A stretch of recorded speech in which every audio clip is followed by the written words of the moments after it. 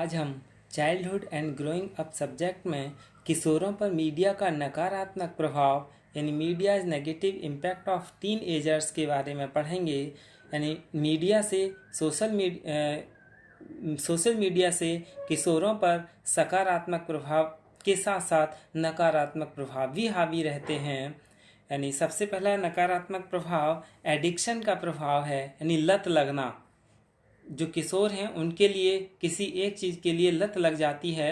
Nearly 50% teens are in the grip of social networking sites. Most of the times of the day is spent on social sites why these teenagers on Facebook, Twitter, the curiosity about forgetting your personal problems or doing something new on it is making users addict of such sites।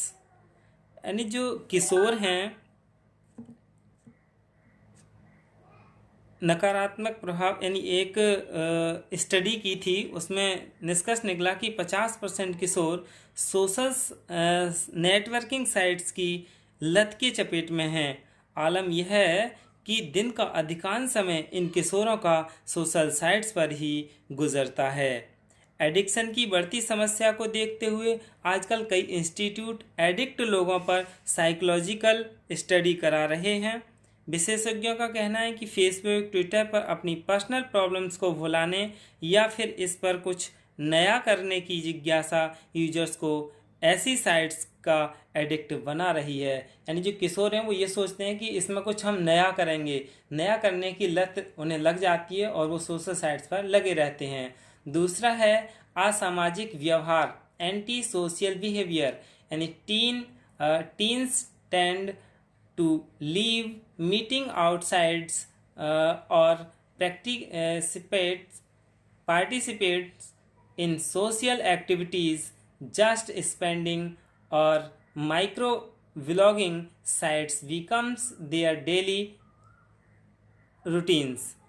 यानी जो किशोर हैं, social media का ज़्यादा इस्तेमाल लोगों को anti social भी बना सकता है। भले ही सुनने में ये अजीब लगे, लेकिन ये सच है। सोशल नेटवर्किंग साइट के अत्यधिक इस्तेमाल की वजह से ज़िंदगी में तमाम महत्वपूर्ण पलों से ऐसे लोग जी चुराने लगते हैं। ये बाहरी लोगों से मिलना जुलना या सामाजिक गतिविधियों में शिरकत करना छोड़ देते हैं। सिर्फ ऑनलाइन गेम्स या माइक्रो व्लॉगिंग साइट्स पर वक्त गुजारना ही इनकी दिनचर्या बन जाता है। ये हर समय सोशल साइट्स पर ही लगे रहते हैं। अगला है मोटापे की समस्या, यानी ओबेसिटी प्रॉब्लम्स। नई स्टडी के मुताबिक हर दिन 7-8 घंटे तक सोशल नेटवर्किंग साइट्स का यूज़ करने वालों में मोटापे की समस्याएं भी पैदा हो रही हैं, क्योंकि ऐसे लोग एक्सरसाइज को कम वक्त दे पाते हैं। टीन एजर्स स्पोर्ट्स में भी खुद को दूर कर लेते हैं। इसके अलावा खाने पीने की आदतें भी अनहेल्दी हो जाती हैं। अगला है मोटापे मानसिक स्वास्थ्य पर असर, इफेक्ट ऑन मेंटल हेल्थ। इसमें क्या है, यानी जो साइबर बुलिंग है, नहीं, सोशल मीडिया का संयमित इस्तेमाल कई मामले में फ़ायदेमंद भी है। इससे स्वाभिमान से जुड़ी समस्याएं कम हो जाती हैं, लेकिन अगर ऑनलाइन एक्टिविटीज़ आवश्यकता से अधिक हैं तो इसका पर्सनैलिटी और मेंटल हेल्थ पर भी बुरा असर पड़ता है। स्वाभिमान और कॉन्फिडेंस लेवल में कमी आ जाती है। व्यावहारिक रवैये में निगेटिविटी हावी हो जाती है। धीरे धीरे ऐसे लोगों दूसरों को कम अच्छे लगने लगते हैं। यानी ऐसे लोग जो हमेशा अपने आप पर ही बिजी रहते हैं तो दूसरे लोगों के लिए कम पसंद आते हैं।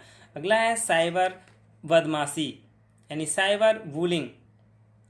साइबर बुलिंग साइबर बुलिंग में किशोरों की संलिप्तता ज़्यादा देखी जा रही है। हालांकि रिसर्चर्स ऐसी बुराइयों के लिए सिर्फ सोशल साइट्स को जिम्मेदार नहीं मानते हैं। इनका साफ कहना है कि उपरोक्त अवगुण या विकृतियां सोशल नेटवर्किंग साइट्स में नहीं हैं। इलेक्ट्रॉनिकली ज़्यादा से ज़्यादा कनेक्ट रहने की लत के चलते यूजर्स में बुरे असर दिख रहे हैं।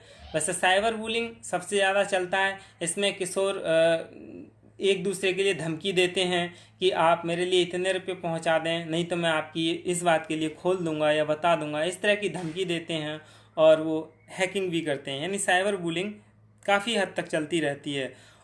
अगला है ऑनलाइन सताना, यानी ऑनलाइन उत्पीड़न, यानी ऑनलाइन हैरासमेंट।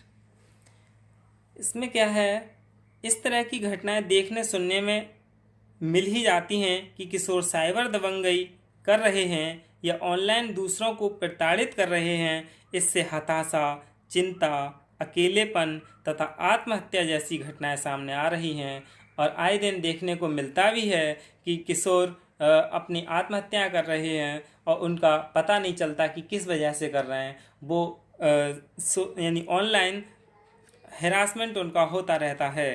अगला है सेक्सटिंग्स, यानी सेक्स संबंधी बर्ताव। सेल फोन या इंटरनेट का प्रयोग करके बहुत से किशोर सेक्स संबंधी संदेश या तस्वीरें दूसरों को भेज देते हैं या समाज में फैला देते हैं। कभी कभी ऐसे किशोर अपराध के घेरे में आ जाते हैं, साथ ही साथ वे विद्यालय में से भी निकाल दिए जाते हैं। यानी जो ऐसे छात्र हैं उनके लिए विद्यालय से भी निकाल दिया जाता है। Using the internet many teenagers send sex messages or pictures to others and spread it in the society. अगला है फेसबुक उदासी, यानी फेसबुक डिप्रेशन। किशोर जब बहुत अधिक समय सोशल साइट्स पर बिताते हैं तो उदासी के लक्षण दिखने लगते हैं। किशोर अपने साथियों के संपर्क में हर समय रहना चाहते हैं। ऑनलाइन अधिक समय तक रहने के कारण वे सामाजिक अलगाव में फंस जाते हैं तथा वे स्वयं को नुकसान पहुंचाने वाले व्यवहार को अपना लेते हैं। यह सबसे ज़्यादा देखा गया है कि जब कोई किसी के लिए मैसेज भेजता है और वह ऑनलाइन उस वक्त ना हो और कोई ना देख पाए तो वह उससे क्या झगड़ा कर लेता है, उसमें उदासी छा जाती है और वो अपने आप को अलग करने की कोशिश करता है, यानी आत्महत्याएं तक कर लेता है।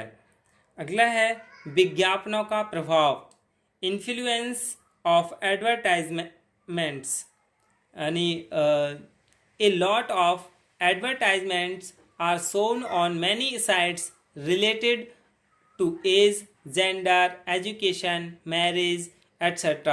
All these advertisements not only generate a tendency to adopt in the teenagers, but also affect their views very much. इन बहुत से साइट्स पर आयु, लिंग, शिक्षा, विवाह आदि से संबंधित बहुत तरह के विज्ञापन दिखाए जाते हैं। ये सब विज्ञापन किशोरों में अपनाने की प्रवृत्ति ही नहीं पैदा करते, उनके विचारों को भी अत्यधिक प्रभावित करते हैं।